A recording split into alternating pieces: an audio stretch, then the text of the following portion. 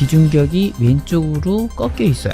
왼쪽 비갑계를 누르고 있는 형태를 갖고 있어요. 코뿔 축소는 다시 복구가 안 돼요. 사실 이때 정리하는 게 가장 좋은 찬스이기 때문에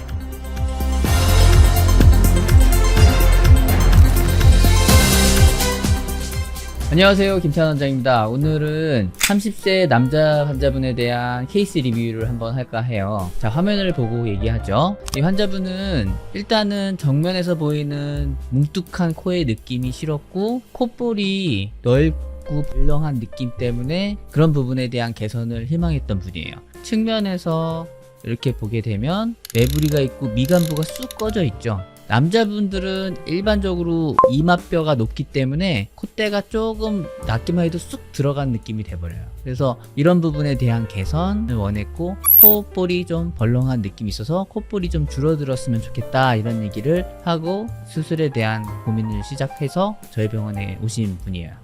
자, 코의 구조를 보게 되면 코는 코뼈, 콧등연골, 코끝연골 세 파트로 나뉘게 되고, 이 매부리라고 하는 거는 코뼈와 콧등연골이 만나는 이쪽 부분, 여기를 영어로는 리니온이라고 해요. 그래서 이 부분에서 매부리가 만들어지는 거죠.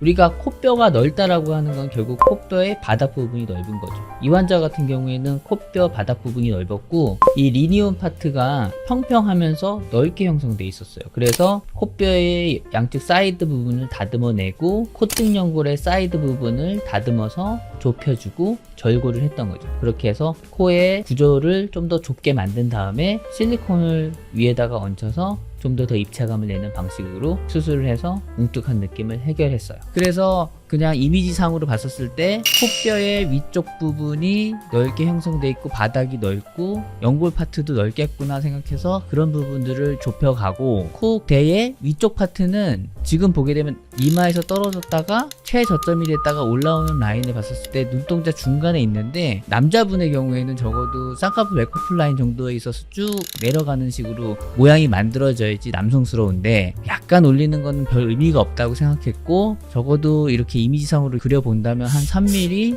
3.5mm 정도는 올려야 되겠다 생각해서 이 정도 올리려면 실리콘이나 자가늑연골 써야 되기 때문에 저희 경우에는 실리콘을 먼저 추천했어요. 그리고 환자분도 실리콘에 대한 거부감이 별로 없었기 때문에 실리콘을 사용해서 수술 계획을 잡았고, 특이한 점은 콧볼이 벌렁한 느낌이 있는데, 이분 같은 경우 제가 콧볼 축소를 할 때 항상 보는 게 이 콧볼의 바닥 부분이에요. 이 바닥 부분이 둥글게 형성되어 있는 사람은 잘라서 붙여주면 부드럽게 동그란 느낌이 연결이 되기 때문에 자연스럽게 콧볼 축소가 되는데, 이 환자분의 경우에 오른쪽은 약간 둥근 느낌이 있지만 왼쪽은 약간 밑에서 각진 느낌이 있어서 이 부분을 잘라서 붙여서 넣게 되면 아래쪽에서 더 각진 느낌으로 변하게 돼요. 이거를 티어 트랍 테일이라고 하는데, 물방울 끝부분이 뾰족한 것처럼 그렇게 돼버리면 그게 또 부자연스럽고, 이분은 코 구멍 모양이 위쪽에서도 약간 이렇게 각져 있어요. 그래서 바닥 쪽 부분을 잘라서 붙여주게 되면 이 각진 느낌이 더 각져 보일까봐 사실 제가 너무 부자연스러운 모양이 될까봐 걱정이 돼서, 콧볼 축소는 일단은 코끝을 올려서 이 부분이 모양이 변화되는 걸 보고 그 다음에 본인이 이 콧볼의 폭에 대한 불만족이 계속된다면 그때 나중에 하자. 이게 여러 가지 팩터들이 있어서 콧볼 축소를 한꺼번에 했었을 때 부자연스러움이 생겼을 때 콧볼 축소는 다시 복구가 안 돼요. 그렇기 때문에 그런 부분을 좀 리스크를 굳이 가져갈 필요는 없다고 생각해서 수술 이후에 모양을 보고 결정하자, 이렇게 얘기했던 분이에요. 자, 이거는 이분 CT고요. 우리가 CT 항상 볼 때 본인을 마주 본다고 그랬죠. 그래서 여기가 오른쪽 눈, 왼쪽 눈이 되고, 이 녹색 선의 단면을 우리가 보는 거예요. 녹색 선의 단면을 앞으로 이렇게 끌고 가게 되면 여기가 코끝이 되는 거고, 다시 뒤로 가게 되면 이게 비중격, 이게 비갑계. 중간 정도까지는 괜찮네 싶더니 뒤쪽으로 갈수록 비중격이 왼쪽으로 꺾여 있어요.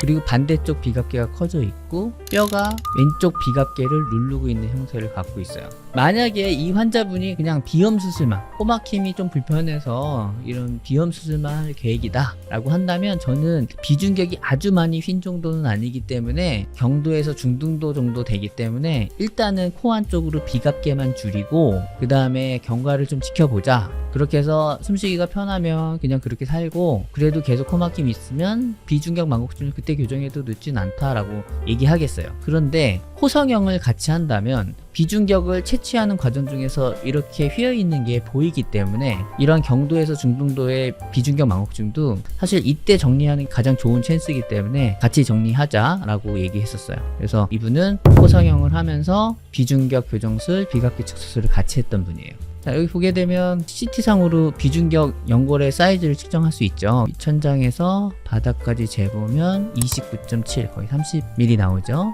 그리고 위쪽에서 10mm 정도 남기고, 그리고 거기서 앞쪽으로 재면 26, 아래쪽 재도 한 27 정도 나오죠. 그러니까 29, 27 정도 되니까 이 연골 가지고 수술하자 이렇게 얘기했어요. 그래서 코끝은 비중격 연골을 사용해서 수술했고, 콧대는 실리콘을 사용해서 수술했어요. 자, 이거는 이제 수술 전과 수술 후 사진을 비교하는 거예요. 그러니까 보게 되면 수술 전에는 콧등이 넓고 바닥이 넓었죠. 이분은 절골술을 포함해서 콧뼈 부분에 튀어나와 있는 사이드 부분은 갈아내고 콧등 연골 파트도 일부 제거해서 바닥 부분을 좁혀주고 그 다음에 절골을 한 후에 실리콘을 얹었어요.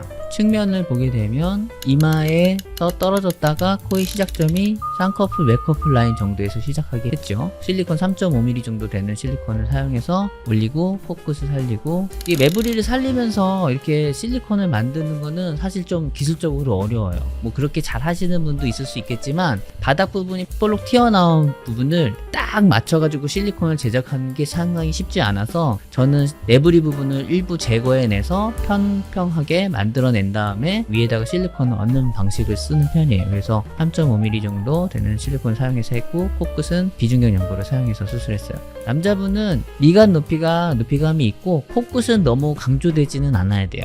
이분은 코끝이 약간 낮기 때문에 좀 살린다 정도 느낌으로는 같지만 남자분의 경우에 너무 뽑듯이 가진 않아요. 사측면에서 보는 거는 쭉 들어갔다가 이렇게 내려오는 부분이 매부리를 다듬어내고 실리콘을 위에 얹고 해서 쭉 떨어지듯이 있죠.